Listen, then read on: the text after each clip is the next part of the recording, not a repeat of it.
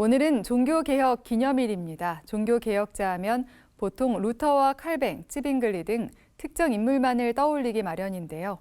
하지만 종교개혁은 소수의 영웅이 아닌 수많은 개혁자들의 동역과 헌신을 통해 이루어진 거대한 역사의 변혁이었습니다. 종교개혁일을 맞아 16세기 스위스의 종교개혁자 피에르 비레의 삶을 돌아봅니다. 오요셉 기자입니다. 1511년 스위스 오르브에서 태어난 피에르 비레는 스위스 종교개혁사에서 빼놓을 수 없는 중요한 인물입니다. 25살의 젊은 나이에 스위스 로잔의 목회자로 청빙된 비레는 22년을 로잔에서 사역하며 사회 전반에 걸친 개혁을 주도했습니다. 또 기욤 파렐, 장 깔뱅과 함께 제네바 종교개혁의 삼총사라 불리며 제네바 종교개혁에도 지대한 영향을 끼쳤습니다.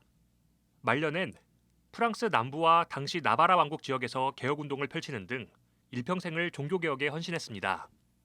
비레는 특별히 교회 질서를 바르게 세우고 국가와의 관계에서 교회의 독립성과 자율성을 강조하는 등 건강한 교회 만들기에 힘썼습니다.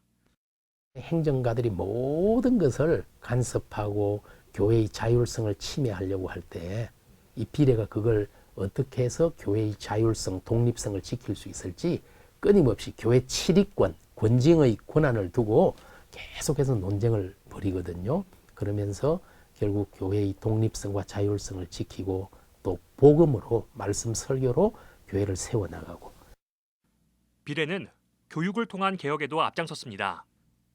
교회 안으로는 교리문답 교육에 관한 중요한 저서들을 남겼으며 교회 밖으로는 로잔 아카데미 등 사역지마다 고등교육기관을 세웠습니다. 비레의 신학은 추상적인 개념으로 끝나는 것이 아니라 전쟁과 법률, 세금 등 공적인 시민생활의 현실적인 문제들을 주목하며 나라와 문화 전반을 변화시켰습니다.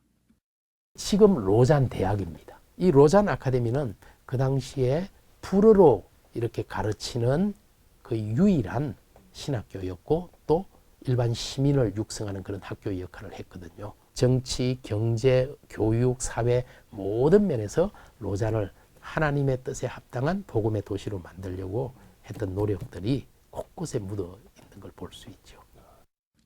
무엇보다 비레가 오늘날 한국교회에 시사해주는 바는 비레가 복음을 표현한 온화하고 평화로운 방식입니다.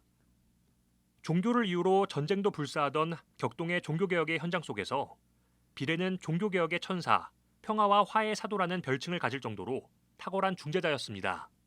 칼에 찔리기도 하고 독에 중독되었다 가까스로 회복하는 등 수차례 목숨의 위협을 받기도 했지만 비레의 개혁운동은 언제나 설득과 포용, 화해의 태도 위에 있었습니다. 비레의 모범적인 생활과 진정성, 그리고 그리스도를 드러내는 성품은 그를 적대했던 이들에게까지 신뢰를 얻으며 강한 설득력을 가질 수 있었습니다.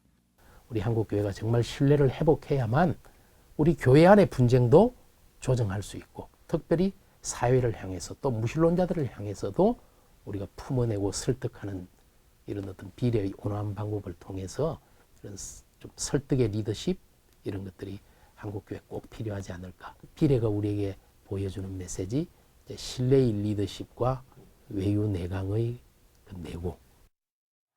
우리 사회의 이념 갈등이 극심해지고 교회가 오히려 혐오와 갈등을 부추기고 있다는 비판을 받고 있는 오늘날 피에르 비레의 삶과 정신을 다시 한번 되새겨보게 됩니다. CBS 뉴스 오요셉입니다.